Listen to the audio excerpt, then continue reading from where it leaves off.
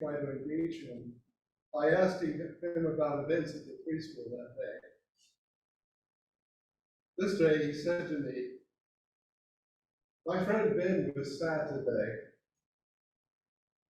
I told him, "Ben, everyone makes mistakes."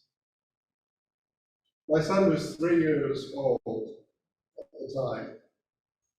For the first time, he expressed care for peers' emotional state in an active way. For the first time, his words were put into place to say something to someone. I do not know if my son's words helped, though I suspect they did a little. They were sympathetic, not empathetic, but they were good for someone who was 3 years old at the time. Empathy is a rare thing these days. Our American culture seems too divided to feel for people with differing points of view, other life experiences. We are divided by politics in a way that we have never been in one lifetime. The path forward does not offer the possibility of compromise or even hearing different points of view. We just simply are not trying to understand each other. We do not even try to get into the minds of those with whom we disagree.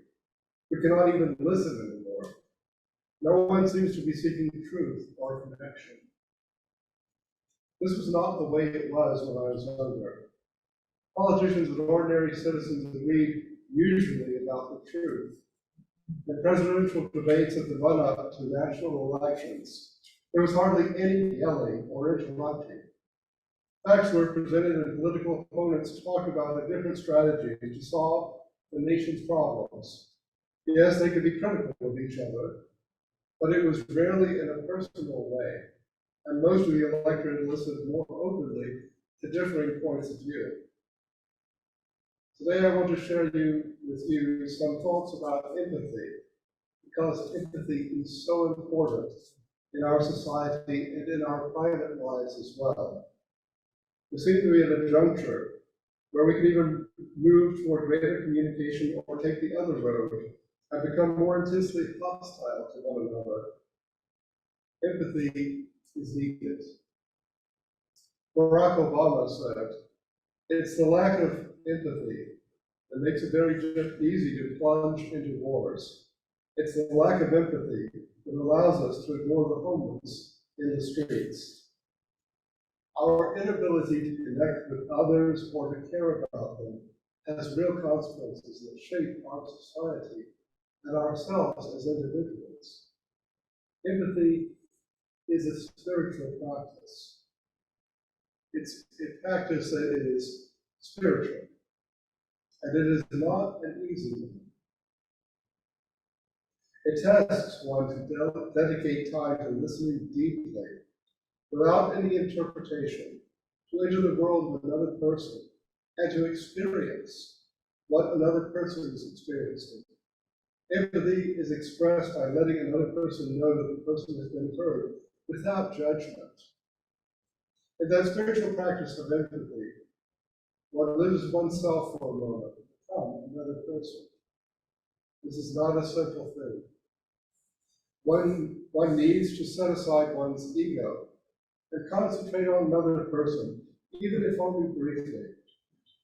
A true and truly empathic encounter is not unlike a mystical experience in the sense that one sets aside some of one's own personality to be with another person.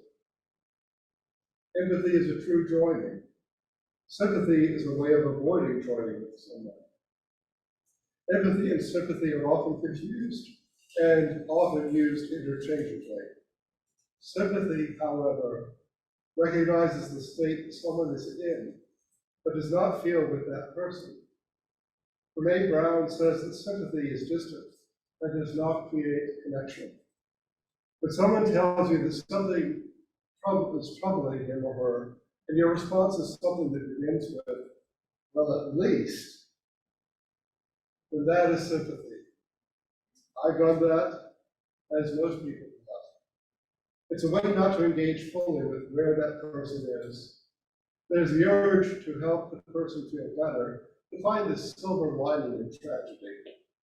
Sympathy is a mode of acknowledgement, but not engagement or just being present to someone. Empathy involves presence and engagement with another person or persons. It means perspective taking, entering in that person's point of view for just a moment. It means staying out of judgment, even though judging people might be what we really do. It means recognizing emotions in another person, and it means communicating that recognition to the other.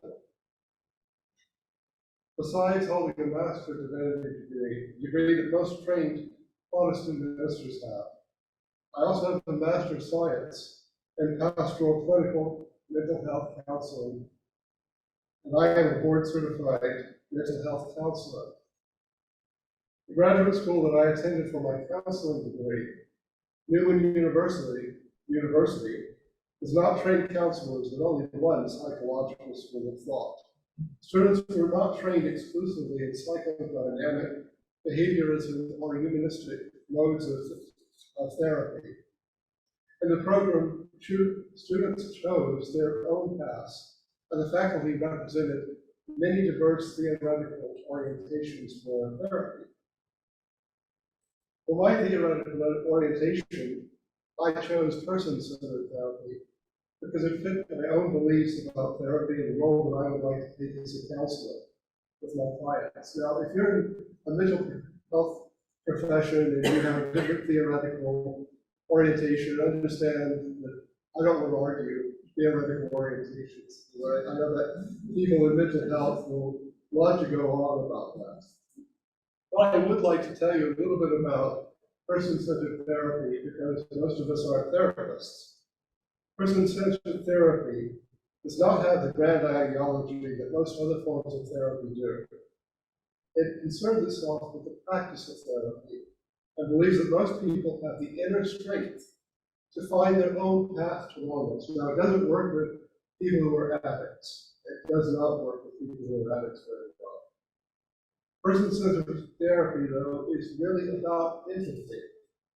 If you've ever heard of active listening, then that is a concept derived from person-centered therapy, and it is about empathy. Active listening is hearing what someone has said and repeating it, that paraphrase, and then being open to the possibility that somebody will say, oh, no, that's not what I said at all, what I meant at all. And then you go back and you listen again and you rephrase it again. Empathy asks, how did that feel? Another aspect of empathy is unconditional personal regard. And that's also found in person-centered therapy. Unconditional personal regard is the basic acceptance and support of a person, regardless of what that person says or does. This is difficult, but if one judges another person, the connection will not happen. Psychologist David Myers writes in Unconditional Personal Regard. This is an attitude of grace, an attitude that values us even knowing our failings. It is a profound relief to drop our pretenses, confess our worst feelings, and discover that we are still accepted. In a good marriage, a close family, or an intimate friendship, we are free to be spontaneous, without fearing the loss of others' esteem. In my work as a hospice chaplain, this would be challenging. I had to engage with dying people and their families where they were, looking past their actions or beliefs to provide them a spiritual connection. In a sense, this is akin to universalism, with God's example of unconditional personal regard for every human being. Just as the universalist God does not judge harshly, those hoping to be empathic also have to set aside their judgmental side to be present. This is probably the most difficult aspect of caring and empathy. When one hears something with which one disagrees, it is so easy to silently prepare in your mind a rebuttal, and you know you do it. I know that you do, and I do it too. We all do this sometimes. Doing that, though, means that one is pulled away from that person.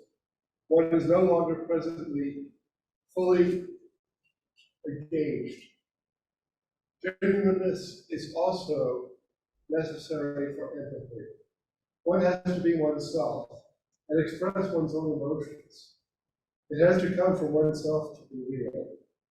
Genuineness helps the connection develop because it enables both parties to be in a relationship with each other. Empathy is not a one-way street, but a connection that is mutual. These times are not encouraging of empathy. The divisions amongst us are straining our capacity to hear or care for one another. Relearning empathy, though, might help. If we really want to find connection, empathy for our common humanity might help bridge the gaps between us. Empathy can be dangerous as well when one deals with others who are lacking empathy. The risk is that we can waste our time trying to relate meaningfully with people who perceive empathy as weakness or something to use for manipulation. Years ago, I saw a documentary on the History Channel, when it really was a History Channel, about the Hitler Youth. When the Nazi Party came to power in the 1930s, the Boy Scouts and other children and youth organizations were banned, and they were replaced by the Hitler movement, the Hitler Youth. Without association of 14 to 18-year-old males, Nazi beliefs were propagated with emphasis on loyalty to Adolf Hitler. And it was a personal loyalty, not to the party, but to him personally. Only he mattered. They were even taught not to have empathy for each other. If the boy showed traits that were considered weak by the Nazis, then he was to be rejected by the other boys, sometimes violently, and thrown out of the organization. I remember well in that documentary the sight of an older German man weeping from his memory of that. That he and other boys had been conditioned not to have empathy for anyone else. They were trained not to empathize with other people, except in as much as they were stereotypical of what Nazis thought a good German was supposed to be. They were trained to be disconnected from normal emotions and caring for others. This was painful. Losing the capacity for empathy is not something that comes naturally. Taking the direction that the German people took after the First World War was a response to trauma and a sense of hopelessness, cultural despair, that told them to ignore empathy and to believe things without questioning. When we have empathy for others, we identify with their emotions, and we can see the pain they know. For example, one of the realities that I've come to understand is that the sense of loss that many people my own age have experienced. The biographers call us the Jones generation. It used to be the last half of the baby boomers, but now we're the Jones generation. Previously, we were lumped with the baby boomers. Our experience, though, was different. We experienced the prosperity of the boomer generation in our childhood, and in our youth, the decline of traditional industries led to reduced opportunities. It has occurred to me that some of the people that are experiencing a sense of loss, a sense of anger in our society, maybe from my generation, they led to distancing oneself and others, because of feelings of loss and hopelessness. Such might cause one to seek a culprit in one's situation, scapegoats. Lack of empathy in human history has terrible, terrible consequences. It's almost certainly part of humankind's worst heritage.